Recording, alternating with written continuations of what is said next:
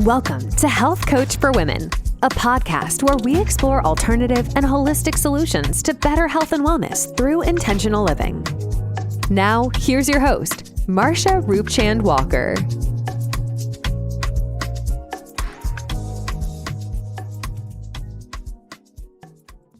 Hello, and welcome back to another episode of Health Coach for Women, a podcast where we explore alternative and holistic solutions to better health and wellness. And I'm your host, Marsha.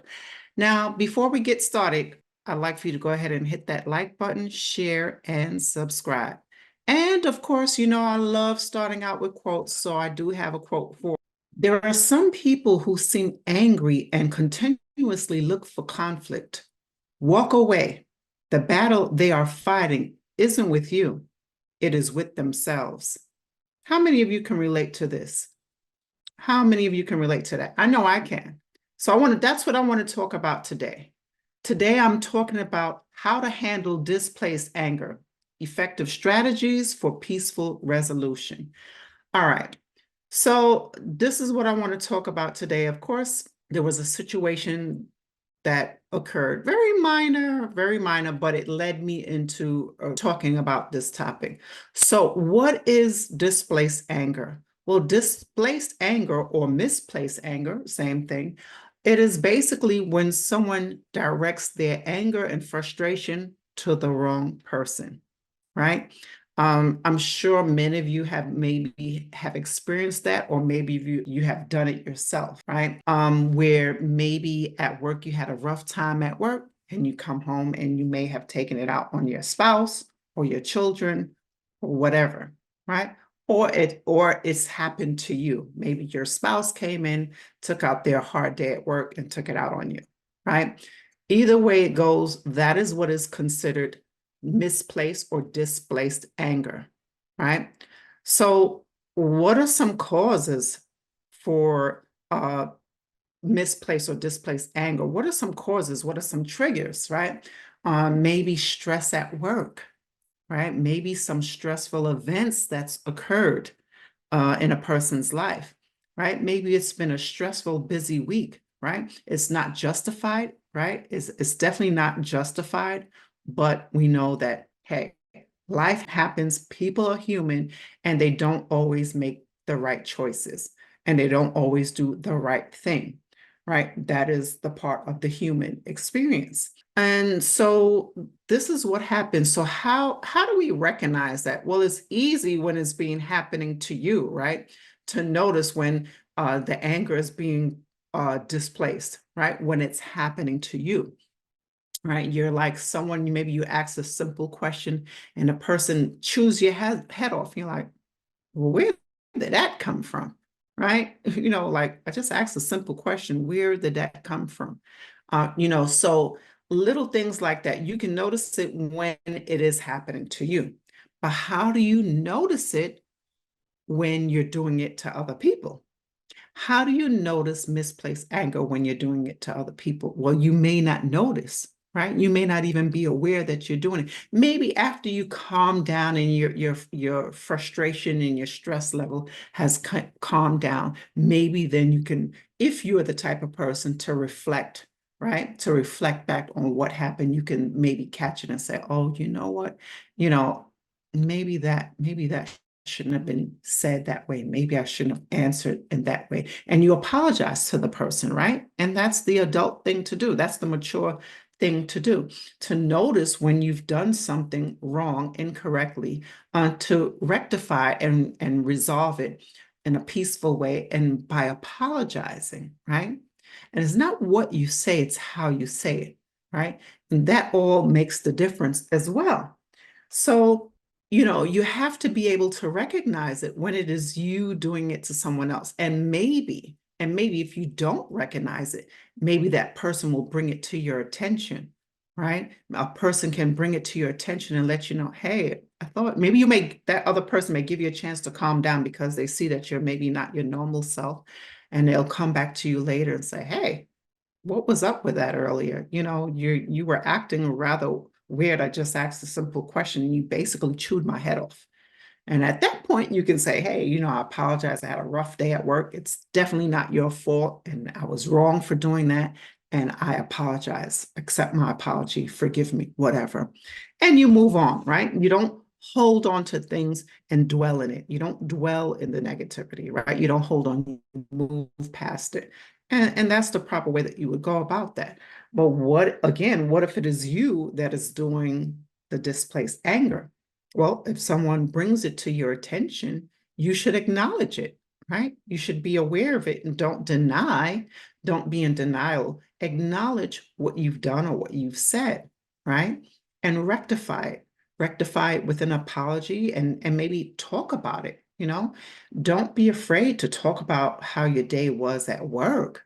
Maybe that's what you need. Maybe you need to talk about how your day was at work and what you could have done differently or whatever with your spouse or even if it's with yourself, right? And so that is one way of how you can recognize it when someone is bringing it to your attention. Another way, again, that I mentioned was reflection, right? To reflect back on the day, on what happened that you didn't like. If there's something that's bothering you that you're playing back in your head, what you could have done differently, you reflect back. And then you notice what you could have done differently. But it's always best if you've done something to someone to make sure that you address that individual and apologize to that person. Okay, because you don't want that person to harbor any type of animosity or anger towards you, right? Because people can be angry with you, upset with you, or whatever, and you don't even know why, right? Because you wasn't even aware that you did something wrong or said something wrong, right? So it's important to keep the lines of communication open, right? So what's the impact of displaced anger? Again, I just mentioned that, right? Someone else harboring feelings towards you, or vice versa, you harboring feelings towards someone else. Maybe the displaced anger was towards you, so now you're harboring feelings because they haven't made it up. They haven't acknowledged what they did. They haven't apologized what they did. And so you being passive, not speaking up on how you feel, now you're just harboring it, right? Now you're holding on to it instead of discussing it and having an open conversation about it. Now, there can also be emotional and psychological effects on individuals and relationships also when it comes to displaced anger. If this goes on continuously for a long period of time, it can be damaging, right? It can be damaging to the one who is the anger is being towards or the aggression is being towards, as well as for the other person, right? This can lead to emotional stress, right? If it's happening to that person, emotional and psychological effects. Maybe you feel emotionally abused, psychologically abused, or neglected, or whatever. It can impact your relationship in a major way now that you're seeking to want to get a divorce or end the relationship, right? So this can definitely have emotional and psychological impact on relationships, right? Even relationship with your children, because you can be doing this to your children, right? Of course, there's short-term and long-term consequences of unresolved anger, which I just mentioned, right? Now, maybe that person is getting tired of you misdirecting your anger. Now they're lashing back out at you, right? And now you're trying to figure out where it came from, right? You notice when it happens to you, but you don't notice when you do it to other people, right?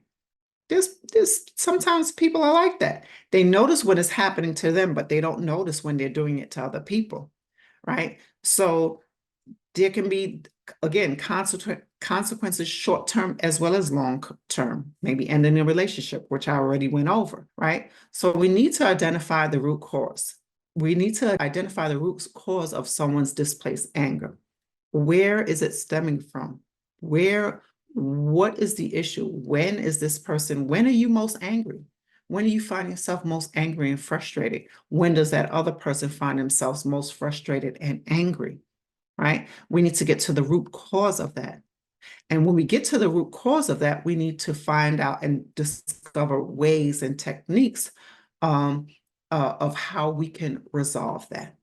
Okay, so if it's work related, right? Maybe we need to speak to our managers, our supervisors. Maybe they're the issue, right? Maybe we can try having open communication and dialogue. Maybe we need to have a sit down, right? Of an open conversation and dialogue. Maybe that won't work, right? But you've tried it. Your goal is to make sure that you try every option, right, to resolve, to come to a resolution. And so if none of these things work, maybe it's time to move forward, right? Maybe it's time to move forward. If you feel like you're not being heard, if you feel like you're not being heard, then maybe it is time to move forward onto something different, right? To move on to something different. Of course, carefully and strategically, you plan stuff out to move forward, to seek another job elsewhere where you feel like, your voice matters, your opinions matter, your voice, your concerns matter, right? That is important. And also, again, you would also apply this not only in the work relationship, but in your household relationship as well. Maybe a child, maybe children. Sometimes children's voices seems to go unheard, right? But their voices matter as well. Maybe we need to start listening to our children, right? Maybe you've been ignoring them. Maybe you've been dismissing them. So maybe it's time to open up and start listening to what they have to say, right? Even though you may or may not agree with it, but to at least hear the person out and have a different perspective, and hear their viewpoint on things that is of concern, right? Because we all have emotions and feelings. We all need to be heard, right? Even down to a young child, because they're very impressionable. So we can't be dismissive. We need to hear them out, right? And so no more is it, it's just my way. I know some people have the old way, it's my way or the highway, but we really should not be like that, right? We need to really hear a person and what they have to say. We need to hear them out, even if you don't agree, right? And then you can express your feelings and opinions of why you don't may or may not agree, right? So it's important to keep the lines of communications with our children open as well, because then you wonder sometimes why they didn't open up and talk to you, why they didn't tell you. Well, they don't feel like they can, because you're always dismissive, or you always have the words of it's my way or highway, or something like that. So we cannot be like that. We cannot be like that. All right. So we need to also understand the importance of, this is also going to what I just tapped on and discussed, the importance of empathy and active listening, to actively hear what the other person is saying, right? So we can have some type of understanding of where they're coming from and their perspective. All right. If you are struggling with health issues like chronic pain, being held back by past traumas, or feeling overwhelmed and hopeless, please know there is hope. There is help. Transcendence, a woman's guide to healing and self-love for better health, happiness, and abundance, is a blueprint to help you get your life back and reclaim your health. Within its pages, you'll learn how to elevate your existence by shifting your mindset toward the positive, focusing your energy on what's really important, using gratitude to feel deep appreciation, changing your gene expression through epigenetics, building resilience, and living in a state of flow, feeling love overflow within. Go beyond an ordinary life. Transcend. Buy it now. So we need to have effective communication strategies, which is effective listening, right? And communicating effectively without anger. Communicating effectively without anger and hostility, right? And removing the ego out of it, because sometimes we may not like what a person is saying, and so the ego kicks in, where we are now defensive because we feel that we are being attacked. So we need to make sure that we are effectively listening and attentive. Our body language also speaks volumes as well, right? So when we are speaking, we also need to pay attention to our body language, also as well as when we are listening to the other person, right? Because your body language says a lot. So if I'm speaking to you, but I'm not looking at you, right? But I'm speaking, but I'm not addressing you, right? That can be taken as maybe you're not really being honest, you're just speaking just, and it can also work the other way around. Maybe you're the one listening to the other person, but your arms is folded and your body is shifted away from the person. So it's like, okay, you're pretending to be listening, but your body is really saying something else. You have a standoff approach. You're not really approachable, or you really not concerned because you're still in your feelings, right? This has happened. We've done this before, right? It's been done to you, or you've done it to other people, right? And so we need to be able to be mindful of it when we are speaking and addressing people. We need to be practice mindfulness, right? Mindfulness techniques, learning how to be calm and relaxed. It's best to have a conversation when our stress levels are not elevated, right? So we're not being defensive, right? Where we feel like we are on the attack, and being offensive to other people. So we need to be also in that a place of calm when we are addressing concerning issues that we need to resolve. And a part of that also leads to the role of physical activity, right? And reducing stress, right? Sometimes you may need to just go for a run or a walk, in my case, a walk.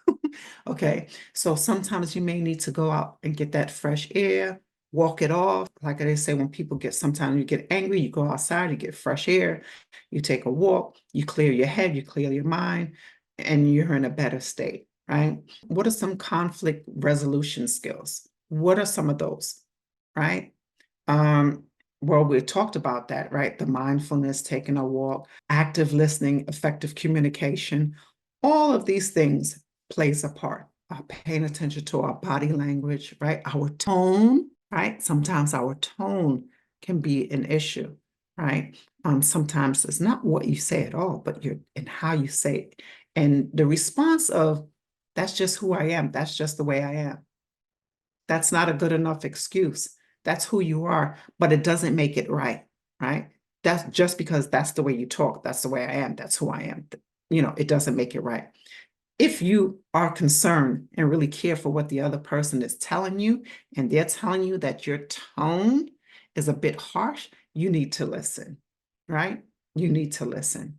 And it's up to you if you want to change that, right? Because we cannot force and impose anything on anyone. It's up to them to change who they are, right? And I'm not saying a person should change for you. They should be who they are, right? They should be who they are. And it sounds like a conflict. But what I'm saying is learning how to talk to people in a better manner, right? You can't use the excuse of, oh, that's just who I am. That's just the way I talk. No, especially when you see them in action where their tone is totally different with other people. So you can turn it on and off with who you want when you want. So don't accept that as a cop out. Don't do that cop out, because it doesn't work, right? It doesn't work. All right. And so we need to have that. We need to be able to be able to self-care, self-manage, right? And manage our own self-care and wellness and well-being and our emotional health, making sure that we put our emotional health and wellness first, right? So we got to make sure that no one should feel like they're being under attack. No one should feel like they are physically and emotionally abused or neglected, right? We need to make sure that what we're feeling is expressed in a respectful manner, and hopefully it is received, right? In a respectful manner as well, right? So we can't change other people. We can only change ourselves. Remember that. So it's important to manage our own emotions, not get caught up in certain feelings where we are harboring it. And we can be in touch with our own emotions, of course, to express feelings of sadness, express feelings of anger, expressing feelings of happiness, joy, right? All of these emotions, right? It's okay to be in touch with that, but learning how to manage certain emotions that can cause us stress and can cause to impact our mental health and physical well-being in a negative way. All right. So it's important that we make sure that we're managing that, doing whatever we need to do for ourselves, whether it's exercise, mindfulness, meditation, stretching, whatever it is that we need to do for our own self, our own emotional well-being. Now, this leads me into having a support net, right? Maybe you have your close family and friends. Maybe there's support groups on other social media outlets that you can relate to, right? And having that network of support. And so now this will leads me into the whole topic of why I wanted to bring this up, because last week's episode, I talked about clean eating, right? You guys know what clean eating, right? What it is just eating healthier, cooked, non-processed, less preservative, non-processed whole foods, right? That's what clean eating is. So to make a long story short, someone posted a comment and said, it was a guy, it was a male, and he said, oh, something about selling eating disorders to desperate people. So usually I ignore negative comments and I just block them, so I don't have to deal with that. I don't usually entertain negative comments. But I don't know, for some reason, does he not know what clean eating is? How is that selling eating disorders where, number one, I'm not selling anything?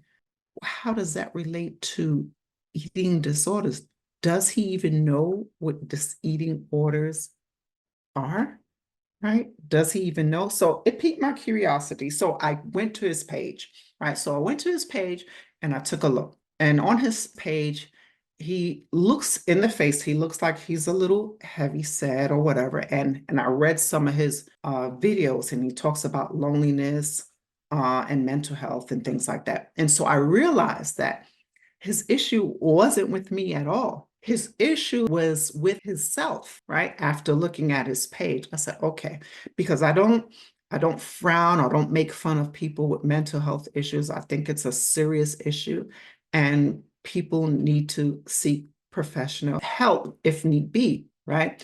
And so clearly I watched one of his little videos on his loneliness and depression, and he went on talking about stuff about, he was in love or whatever for 7 years, and he ended up having a child that was taken away from him out of state at 3 years when the child was 3. So I felt bad for him. But, before I did that, before I did it, I was like, okay, well, let me see what's on his page. So I looked in, and before I actually watched the video, I responded and I said, well, I went to your page and I can see why you would say that. Right. And of course, I put the YOU in bold. I said, I can see why you would say that. Now, and I also had to add to him that I wasn't selling anything. So I made another comment, FYI. I said, I'm not selling anything. He obviously didn't read my description, because if he did, it says that if you send me a DM or send me a message, I'll send it to you for free, right? So he just went on into defense mode and thought of seeing clean eating as a way of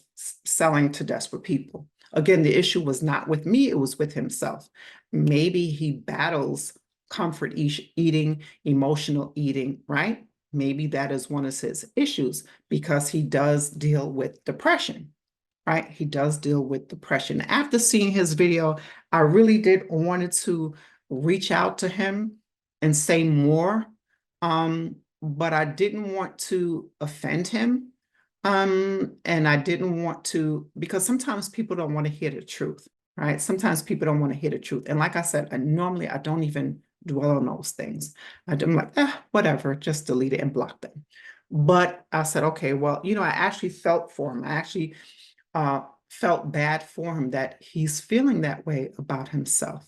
And so one of the things that people may do when they are dealing with depression is find comfort in food, right? Comfort through emotional eating, gluttony, right? It can also be other things where people experience bulimia, where people throw up and feel like they're too fat and they're throwing up, they throw up their food, right? And so that is considered an eating, being bulimic is considered an eating disorder. So anyway, I didn't respond, but I definitely understood where he was coming from. I had an overstanding of where he was coming from. So his frustration with himself was not directed at me directly. It was directed, really, it was something that he was battling within himself. Okay. And so with that, this is how I led to today's topic. I'm like, when I said what I said, which was, maybe that could have been kind of an attack, and maybe it was. And, I can say I apologize now if that was an attack. When I responded by, I went to your page and I could see why you would say that. So I apologize if I said that and I offended him in that way, where, I looked at him and I judged him, right? But I also wanted to address the fact that the issue wasn't really with me at all, and what he thought I was selling and what he thought clean eating was, because it clearly has nothing to do with me. It has everything to do with that person. So I'm going to go ahead and delete my comment and everything what I said and remove it. And I'm going to also block the person because I don't want to engage in any type of negativity. I don't have time for that. So I wish this person well. I really hope that they would seek some professional help for themselves, because mental health is a serious issue, right? And so the little brief video that I saw with him, with his life, him not having his son in his life and him not feeling loved and alone, you have to love yourself first. You have to start within. You have to start with self first. All right. You have to love yourself first. So this is what leads me to today's topic. And that's why I wanted to talk about it. And so anything that I said that may have been taken as an attack, or me, myself, being in defense mode, by saying what I said, I can say, I apologize for that, and I can own up to that. And I, again, that's why I reflect, right? And so I'm aware. And so I apologize for that. But I really hope that this person would, for his sake, to get himself some help, because he definitely needs help. And like I said, mental health is a serious issue. People deal with a lot of different things. And it starts with healing that childhood trauma. You have to start with healing, acknowledging that there is an issue and healing that trauma, which probably stemmed from some type of childhood trauma. So again, that is all I have for you today on today's topic. Listen, I thank you so much for tuning in. I hope you enjoyed this episode. And if you did, hit that like button, share, and subscribe. And until next time, I'll see you next week. Stay healthy, stay well. Bye for now. Thanks so much for tuning in to this episode of Health Coach for Women with Marsha Roopchand-Walker. If you've enjoyed this episode, please feel free to rate, subscribe, and leave a review wherever you listen to your podcasts. That helps others find the show, and we greatly appreciate it. Once again, thanks for tuning in, and we'll catch you in the next episode.